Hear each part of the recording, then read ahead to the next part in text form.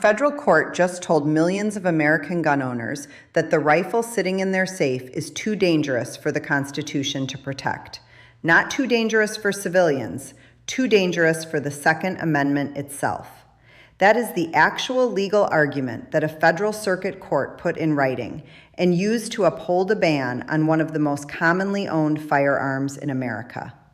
And right now, the Supreme Court of the United States is sitting on two cases that could either validate that argument or destroy it permanently. Every gun owner in this country needs to understand what is actually happening, not the headlines, not the spin, the actual legal fight and what the data says about where it is headed. That is what we are covering today. To understand what the Supreme Court is looking at, you need to understand the legal theory that produced these bans in the first place. It did not come from a legislature acting alone.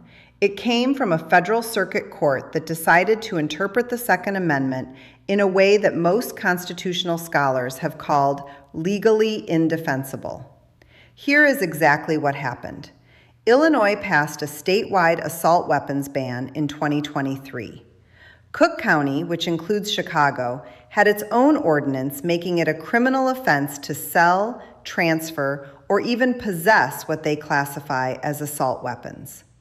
When these laws were challenged in federal court, they landed in front of the Seventh Circuit, and the Seventh Circuit made a decision that sent shockwaves through the legal community. In a case called Bevis v. Naperville, the court upheld the Illinois ban by arguing that AR-15s are too militaristic to receive constitutional protection. Their specific reasoning was this: firearms that are useful in military service can be completely banned by the government. Read that again carefully. Firearms useful in military service can be completely banned. Think about what that argument actually means. The Second Amendment was written in the context of a citizen militia. The founders specifically intended for Americans to be armed with weapons capable of military use. That was the point. The Seventh Circuit took that history and turned it completely upside down, arguing that military utility disqualifies a firearm from constitutional protection rather than confirming it. Legal scholars on both sides of the gun debate have pointed out the problem with this reasoning. If military utility removes constitutional protection, then almost every firearm in common use today could theoretically be banned under the same logic. And that is precisely why these cases are now sitting in front of the Supreme Court. I'm Rebecca Turner. This is AmeriBrief, where we translate complex legal battles into plain language that every American gun owner can understand and use. If you own a semi-automatic rifle, if you own standard capacity magazines, or if you live in a state that has passed or is considering an assault weapons ban, subscribe to AmeriBrief right now and hit that notification bell. Because what the Supreme Court decides on these cases will directly affect what you can legally own in every state in this country. In the next 6 minutes, I am going to show you exactly where these cases stand, what the data says about the Supreme Court's likely next move, and what 4 things this ruling could change if the court decides to take these cases. 2 cases are now sitting before the Supreme Court. The first is the Cook County rifle ban case, challenging the ordinance that criminalized possession of semi-automatic rifles in Illinois' most populous county. The second is Duncan v. Bonta, a California case challenging the state's ban on magazines holding more than 10 rounds. Both cases went to Supreme Court conference on the same day, and both were relisted for a second conference. Now, if you are not familiar with what a relist means at the Supreme Court level, here is why it matters enormously. When the Supreme Court conferences a case, the justices vote on whether to grant review. If a case is relisted, it means at least one justice has asked for more time to consider it. That is not a denial. Supreme Court analytics going back to 2016 show that between 31 and 43% of petitions relisted just once were eventually granted review. Even more significant, Between 66 and 75% of all cases the court ultimately agreed to hear were relisted at least once. A single relist is not bad news. In many cases, it is the opposite. It means the justices are taking these cases seriously in a way that a simple denial would not suggest. There is additional context that makes this moment particularly significant.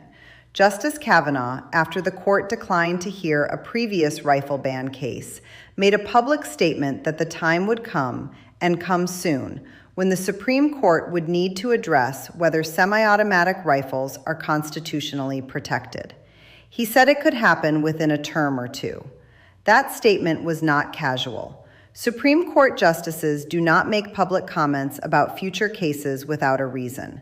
And now, within the time frame he described, two major cases on exactly that question are sitting on the conference table. Before we go further, drop a comment right now and tell me, do you own a semi-automatic rifle or standard capacity magazines that would be affected by these bans? I want to know how many AmeriBrief viewers have skin in this fight personally. If the Supreme Court grants review and issues a ruling on these cases, the consequences will ripple through every layer of American gun law. Here is what changes and what does not. First, every state assault weapons ban faces immediate constitutional challenge. California, Illinois, New York, New Jersey, Maryland, Massachusetts, Connecticut, Hawaii. Every state that has passed an assault weapons ban or a magazine capacity restriction would be operating under laws that a Supreme Court ruling could invalidate overnight. That is not speculation. That is the direct legal consequence of a ruling that AR-15s and standard magazines are protected by the Second Amendment. Second, the Seventh Circuit's military utility argument dies. If the Supreme Court rules that common use is the constitutional standard, not military utility, it eliminates the legal foundation that the Seventh Circuit used to uphold these bans. Every lower court that relied on that reasoning would be required to revisit its decisions. Third, the Bruin standard gets its first major test on the question of specific firearm categories. The 2022 Bruin decision established that firearms regulations must be consistent with the historical tradition of the founding era. These cases would force the court to apply that standard directly to the question of whether specific types of firearms can be categorically banned. That application will set precedent for every future firearms regulation case in federal courts nationwide. Fourth, states that have been waiting to pass their own bans will face a clear answer. Right now, some state legislatures are watching these cases before moving forward with their own assault weapons legislation. A Supreme Court ruling gives every state government a definitive legal line. Either they can ban these firearms or they cannot. The legal uncertainty ends. The political fight continues, but the constitutional question gets answered. Here is the honest assessment that most coverage of these cases avoids giving you. The Supreme Court has historically been reluctant to take up rifle and magazine ban cases directly. They have had multiple opportunities to address this question over the past decade and declined each time. The single relist on both of these cases is encouraging, but it is not a guarantee. The pattern that signals real trouble is multiple relists. When the Maryland rifle ban challenge went through multiple successive relists, it was eventually denied, with no review granted. If these cases follow the same pattern, if they appear on multiple future conference lists, that is the signal that denial is coming. But that has not happened yet. One relist, combined with Justice Kavanaugh's public statement, combined with the direct circuit conflict created by the Seventh Circuit's reasoning, creates a stronger case for review than most Second Amendment cases that have come before the court in recent years. The December conference results will tell us which direction this is actually heading. And when those results come in, AmeriBrief will break it down immediately. in plain language with no spin. There is significant misinformation circulating about where these cases actually stand. Let me correct the three most dangerous ones quickly. Myth number 1. People are saying the Supreme Court has already ruled that assault weapon bans are unconstitutional. That is completely false. The court has not ruled on the merits of these cases. They have only conferenced, meaning discussed, whether to grant review. No ruling has been issued. No ban has been struck down by the Supreme Court. Myth number 2. Some people are claiming these cases have already been denied and the fight is over. Also false. Both cases are relisted for a second conference. They are very much still active. Stay with AmeriBrief. We will bring you every development the moment it happens. Myth number 3. You may be hearing that even if the court rules in favor of gun owners, states can just ignore the ruling. That is not how federal constitutional law works. A Supreme Court ruling establishing that semi-automatic rifles are constitutionally protected would be binding on every state in the country. State governments cannot simply ignore a constitutional ruling from the nation's highest court. The founders wrote the Second Amendment because they understood something that governments throughout history have tried to forget. An armed citizenry is a free citizenry. When courts start deciding that certain firearms are too powerful for the Constitution to protect, they are not interpreting the Second Amendment, they are dismantling it.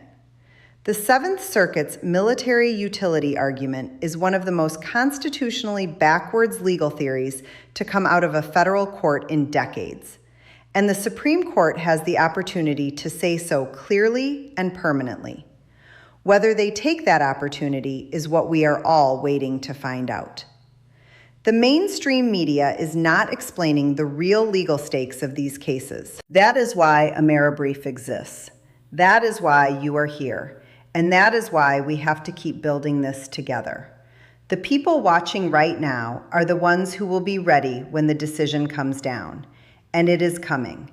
Stay informed, stay protected, stay free. I'm Rebecca Turner. This is AmeriBrief.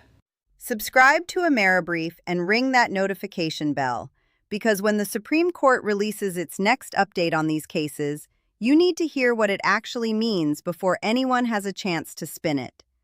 Drop a comment and tell me, do you believe the Supreme Court will finally take up the AR-15 question this term?